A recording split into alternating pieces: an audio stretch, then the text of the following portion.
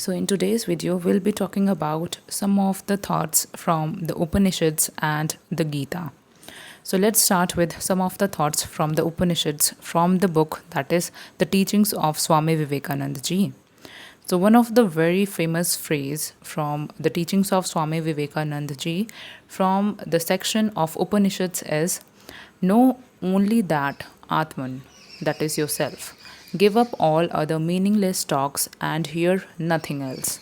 So this is one of the very popular phrase. Now let's see what does it mean. Forget external distractions and focus entirely on knowing your true self, that is the Atman. That alone is the highest truth and the key to freedom, peace, and spiritual realization. So let me tell you, about this. Let me try to explain to you about this phrase. So what does this phrase is trying to say is that you should know that the true self of yours is the Atman which is already inside you, and that all the meaningless things, that means all the worldly things that you see, just reject all of them. Okay, hear nothing else. That means you just focus on the Atman which is inside you. That will help you to know your true self. And yes, you have to forget all the things which you have seen worldly, okay, that is inside the world. So this was what the meaning of the first phrase. Okay, next the second phrase is the sun does not shine, nor the moon and the stars, nor do the lightning and fire. It is that the supreme which is shining, everything else shines. By its light, all this is illuminated. I hope you would have understood from this phrase. It was quite easy. Then also let me tell you the meaning of it. So, this phrase teaches that the true source of light, knowledge, and power is within, not outside. Again, the same thing, it is trying to reflect inside you. The supreme consciousness, that is your Atman, is what makes everything else shine and exist. So this sentence, it holds a very huge, you can say, power inside it, a very huge, you can say, potential inside it. If you're being able to understand this sentence, the last sentence that I told you, that means you must have understood about the Upanishads very well. Again, I'm repeating the line, the supreme consciousness, that is your Atman. Again, the supreme consciousness, that is your Atman, is what makes everything else shine and exist. So can you just imagine that this only line, it holds such a huge meaning, that because you are having that Atman inside you, that is the reason why you are being able to see what are the things which are outside. Okay, if you're able to see the sun is shining, it is because the Atman, it is because of this Atman that is letting the sun shine, that is letting you watch the sun is shining. For example, let's say you're a blind person, definitely you won't be able to see that, right? Why? Because your Atman that is inside you, it's unable to control that thing, okay, that you can say, that ability of yours to see the outside world. So you can understand this. If you've understood, you must have realized the true power of what does it mean when we say, or when Swamiji says that to look within yourself, when people say to discover yourself. So that holds a very huge impact in itself, and this line holds a very big meaning inside it. I hope you would have understood about this phrase, and it was really good. The first time I've heard about this phrase, it was like it was very impactful on me also, and I really loved this phrase. You usually read this for most of the time. Okay, so the next topic is Gita. Oh, okay, everyone knows about it, the Gita. So let's understand. According to Swamiji, what does the Gita hold inside it? So, the Bhagavad Gita is the best commentary on Vedanta philosophy, which is taught by Krishna to Arjuna on the battlefield. Yes, of course, everyone must have heard about the book called Mahabharata, right? And that's one of the, a greatest book of all the times, and read by most of the people who are existing in this world. So, this is one of the, you can say, one of the part of that Mahabharata. Okay, Gita is one of the very small portion of that big book called Mahabharata. And this Bhagavad Gita, it includes all of the things which are being said by Krishna ji to Arjuna, in a battlefield. Okay. So its core message, okay, let's talk about from Swami Vivekananda ji's side, because we are trying to read and understand the book, The Teachings of Swami Vivekananda. So here, the core message is work constantly, but do not be attached to the results. And this is a very important phrase that everybody knows about, but they don't just, put much meaning to it. But again, here Swamiji is trying to put the meaning, the core message of Bhagavad Gita, which is to work constantly, but not to be attached to the results. It teaches us the Karma Yoga, okay, that is the selfless action without ego or desire. That means whatever your duty is, whatever your actions are, just do it, okay, just do it means do not be attached to the results. Even in the midst of actions, there should be inner calmness and detachment also. This helps us to avoid bondage and misery. And I hope that this phrase gets attached to you in each and everything whatever you do. Most of us, let me give you an example for this.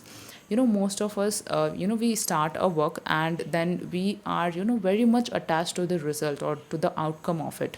We are not in much interested like how the work is or what we have to do for that or to get that results, right? So what do is that we stop doing that work, or we can say we just stop the work and we just do not continue it for more time because we are not getting the results.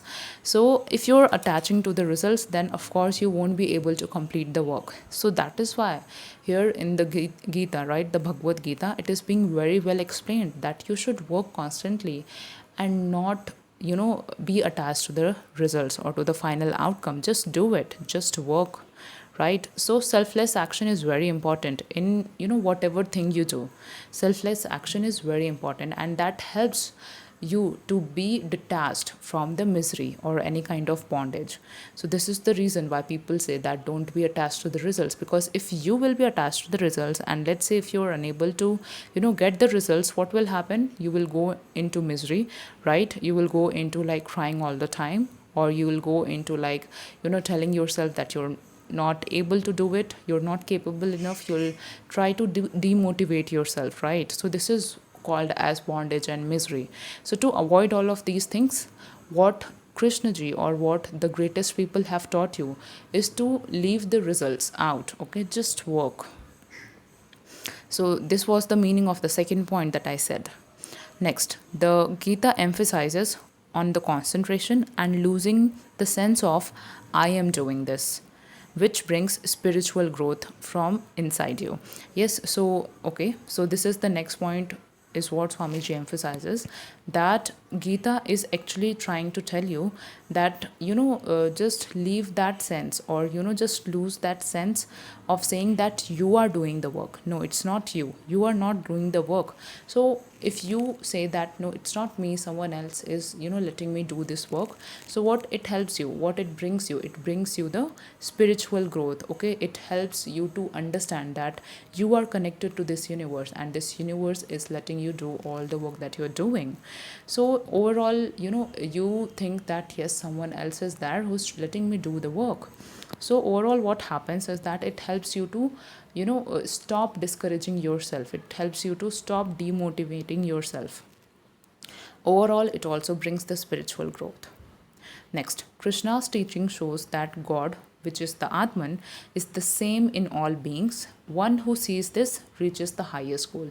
Again, I told you that one thing will definitely be there in each and every topic of this whole book. Okay, that is the Atman. The Atman, the self, realizing the God, which is nothing but the Atman, that is yourself. So here again, the same line has came, and I'm telling you that this is the essence of this whole book, The Teachings of Swami Vivekananda. If somebody asks you what is the essential of this whole book, so or what is the common thing you have found in each and every topic or in each and every chapter, so the most common thing that I have found, okay, from what I have I have learned, I've studied this book since it's been 2 months since I am working on it, and this is what I found, the most common thing which is repeated each and every topic, and that is to know the God, which is nothing but your Atman, the thing which is inside you. Okay, and that is something which is common in all. Okay, it is same thing in each and every being, and if you're able to see that, then you have reached the highest goal.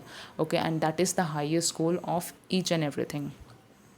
Next, Swamiji praises Gita for, uniting all the paths of yoga, that is bhakti, gyan, karma, and Raj Yoga, right? So these are the different paths, and all of these paths have been combined through Gita, or by Gita, you can say, and by harmonizing all the philosophies. Okay, so it tries to combine each and everything. It is called the crown jewel of Indian scripture, which is full of power and practical wisdom for life. Yes, this is a very important thing you should remember if somebody asks you what is the crown jewel of the Indian scripture. So it is the Gita. Yes, so the last point, which is the struggle of life is like a battle, and Krishna teaches us to fight it bravely and with spiritual strength. Yes, so the life that you're seeing or you're experiencing, it is, it is like a fight. And what does Gita teaches us, or what does, you can say, Sri Krishna teaches you? He teaches you to, fight this whole battle with bravely or bravery, okay, and with spiritual growth. So I hope you understood about the Gita and also the two phrases that I told you from the, topic of Upanishads. So these were the two topics that we have discussed today. I hope to see you in the next video. Till then, goodbye and thank you for listening.